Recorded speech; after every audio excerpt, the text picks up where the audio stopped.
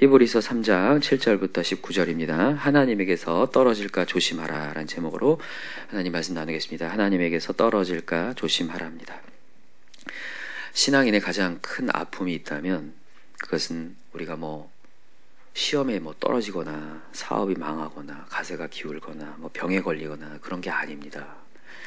하나님에게서 떨어지는 것이 가장 큰 아픔이에요. 목회를 하면서도 성도들의 여러 가지 어려움을 당하지만 그런 것이 가장 아픔이 아니라 하나님을 떠나는 거, 배교라고 하죠. 신앙을 버리는 거. 그게 가장 큰 아픔이에요. 왜냐하면 하나님을 떠나는 것은, 떨어지는 것은 영원한 사망이기 때문에 그렇습니다. 영원한 사망이요. 지금 히브리서의 메시지가 계속해서 그 얘기를 하고 있어요. 믿음에서 떨어지고 파선하는 자들에 대한 경고를 계속합니다. 과연 믿는 자들이 신앙을 버리고 파선할 수 있는가? 신앙을 버리는 것. 근데 오늘 본문에는 분명히 얘기하고 있어요. 하나님께서 떨어질까? 뭐하라? 조심하라. 사실 이 부분이 우리가 이해가 되지 않을 수 있어요. 왜냐하면 예정론이라는 교리 때문에. 그런데 여러분, 하나님이 우리를 예정하셨습니다. 우리를 구원하기로 예정하셨고 작정하셨어요. 그리고 우리를 끝까지 데리고 가겠다 이렇게 얘기하시거든요. 그렇다고 한다면 우리의 구원이 실패할 수 있는가? 근데 여기에서 여러분, 예정론의 교리를 착각하시면 안 됩니다. 여러분, 예정론은 운명론이 아니에요. 숙명론이 아닙니다. 그러니까 하나님이 우리를 창조하실 때 기계로 창조하시지 않았어요. 우리를 인격으로 창조했단 말이죠. 그래서 하나님의 말씀이 주어지고 우리는 그걸 듣고 설득을 당하고 감동을 당하고 은혜를 받아서 주님의 자리에 오는 겁니다. 맞습니까? 그냥 은혜 받지 않고 말씀 없는데도 그냥 와서 딱 앉아있고 난 구원받아, 이런 개념이 아니라는 거예요. 인격의 개념이에요. 그리고 여러분, 예정론이라는 이 개념은요, 우리의 것이 아니라 하나님의 것입니다. 하나님이 하겠다고 하는 거지 내가 예정을 하는 게 아니에요. 근데 많은 사람들이 착각을 해요. 예정론을 내가 예정을 하려고 해요. 그래, 난 받았다니까. 내가 예정을 해서 내가 끌고 가려고 하는데, 성경은 예정론은 하나님의 거고, 나는 뭐 해야 되냐면, 오늘도 하나님 말씀하셨지만 떨어질까 뭐하라? 조심하라. 내가 해야 될 역할이 있는 거예요. 내 의무가. 여러분들 아시겠지만, 여러분 주님의 자리에 열심히 섬기다가 어느 순간 소리 소문 없이 사라지는 분들이 있습니다. 떨어져 나가는 사람들이 있다는 거죠. 정말 내가 예전에는 그렇게 열심히 섬겼는데, 교회 다녔는데, 그런 사람들이 지금은 전혀 신앙생활을 하지 않는 사람 있을 수 있다니까요. 있습니까? 없습니까? 있다는 거예요. 근데 그걸 예정하셨나? 아니에요. 여러분, 예를 들어 봅시다. 우리가 이제 누군가를 욕하거나 저주를 했다고 해봅시다. 그걸 예정한 겁니까, 하나님이? 자, 누구는 이제 내일 누굴 욕하고 저주할 거야. 예정했냐는 거예요. 아니에요. 예정이 아니라 하나님은 우리에게 자유를 주셨는데, 오늘 내가 그 자유의지를 잘못된 죄악에 사용한 것뿐이라는 거죠. 물론 여러분, 예정은요, 우리가 정말로 구원받을 수 없는 존재였다가, 예수를 알지 못하는 존재였다가, 구원의 길을 알지 못하는 존재였다가 하나님이 정말 우리에게 은혜를 주셔서 예수 그리스도를 알게 하신 거.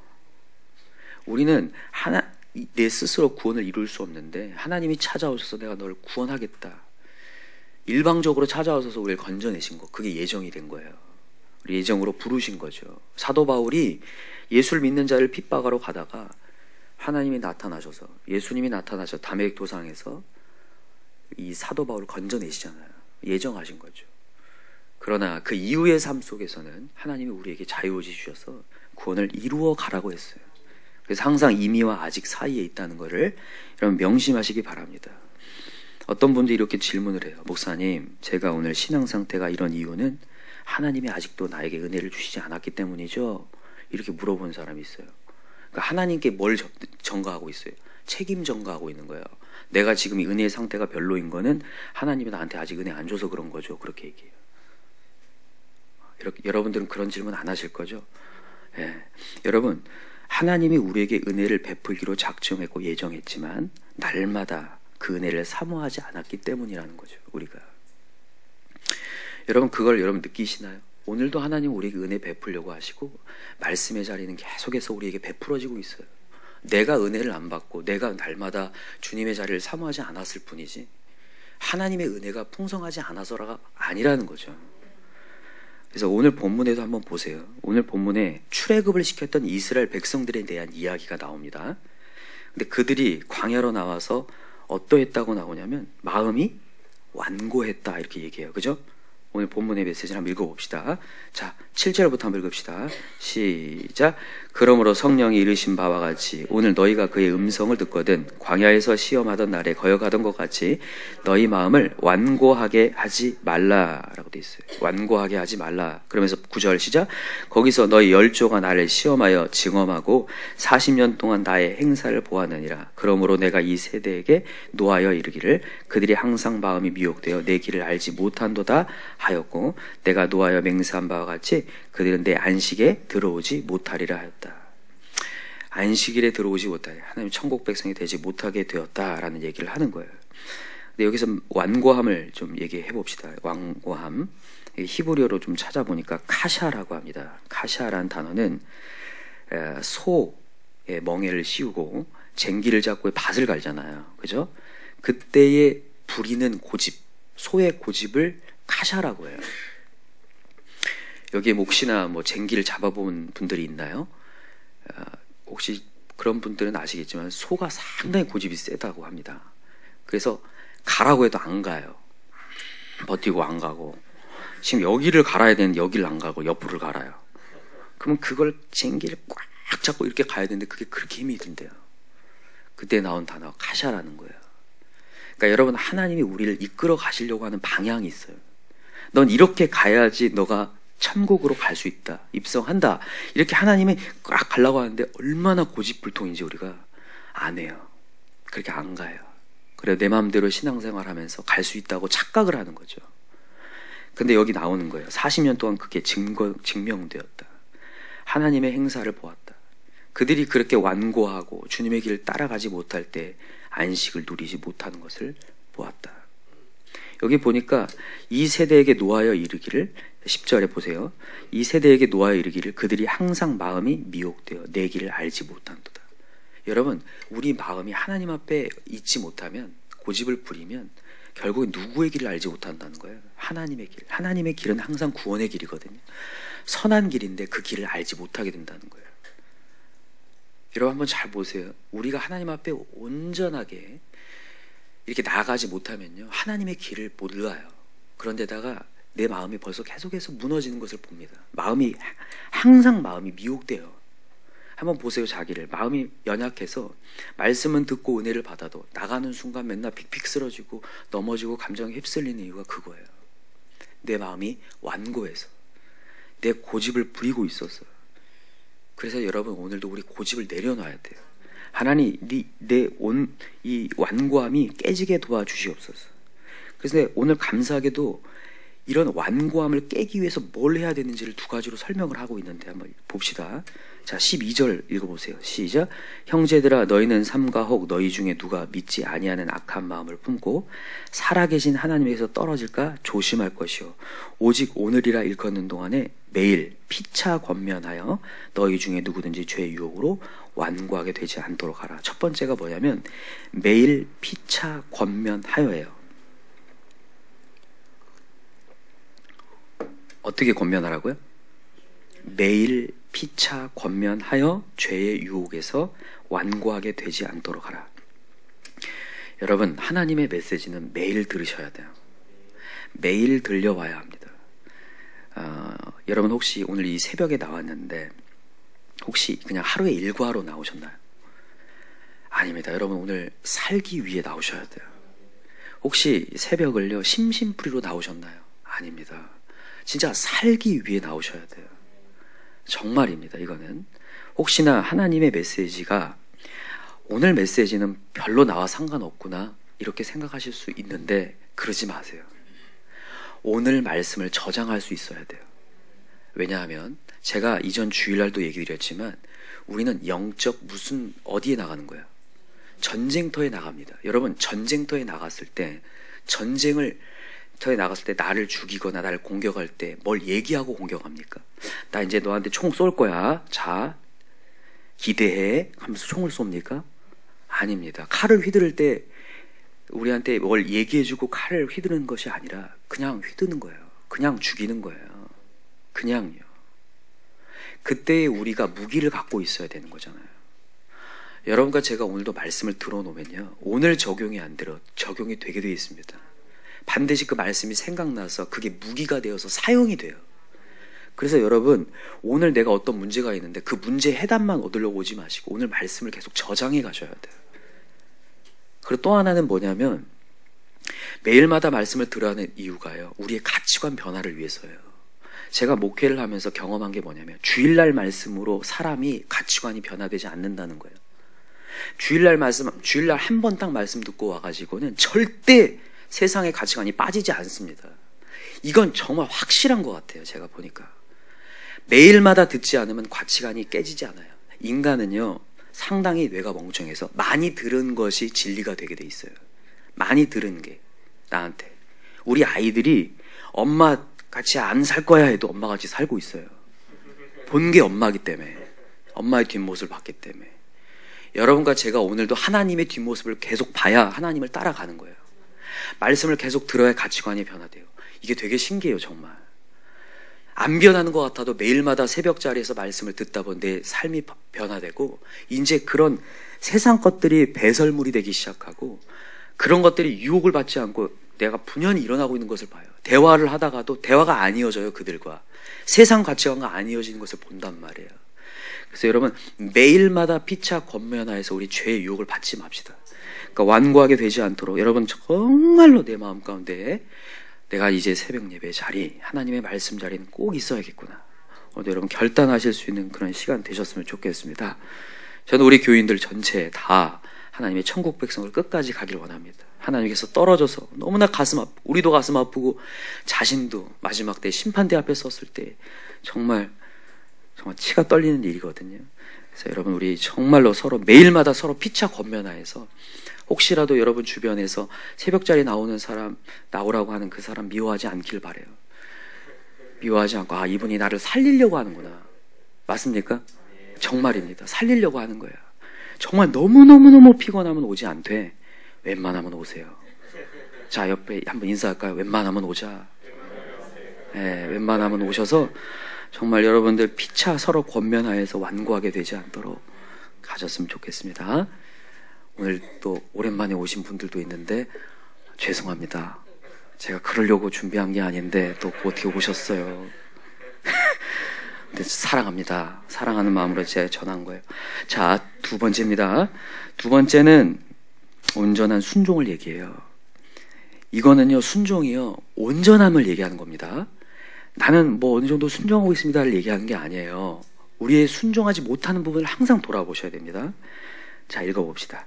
자, 17절부터 한번 읽어봅시다. 17절 시작. 또 하나님이 40년 동안 누구에게 노하셨느냐? 그들의 시체가 광야에 엎드려진 범죄한 자들에게가 아니냐? 또 하나님이 누구에게 맹세하사 그의 안식에 들어오지 못하리라 하셨느냐? 곧 순종하지 아니하던 자들에게가 아니냐? 이로 보건대 그들이 믿지 아니함으로 능히 들어가지 못한 것이라. 자, 18절에 곧 순종하지 아니하던 자들이 어디에? 안식에 들어오지 못했다, 이렇게 얘기합니다. 순종에 대한 부분을 얘기하는데, 여러분, 순종, 여러분 왜 사람이 순종하지 않을까요?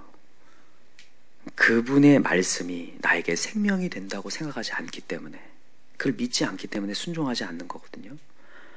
여러분, 오늘 말씀이 여러분들을 살게 합니다를 믿으면요, 올 수밖에 없어요. 오늘 말씀이 없다면 나는 죽음입니다, 이게 믿어지면 오는 거잖아요. 근데 그런 믿음이 생기지 않으면 오기가 어렵다는 거죠. 그러니까 결국에는 믿음과 순종은 동의어입니다. 그래서 여기 18절과 19절이 같이 가는 거예요. 순종하지 아니하던 자들이 아니냐 하면서 19절에 믿지 아니하므로 능히 들어가지 못했다. 믿음과 순종은 동의어거든요.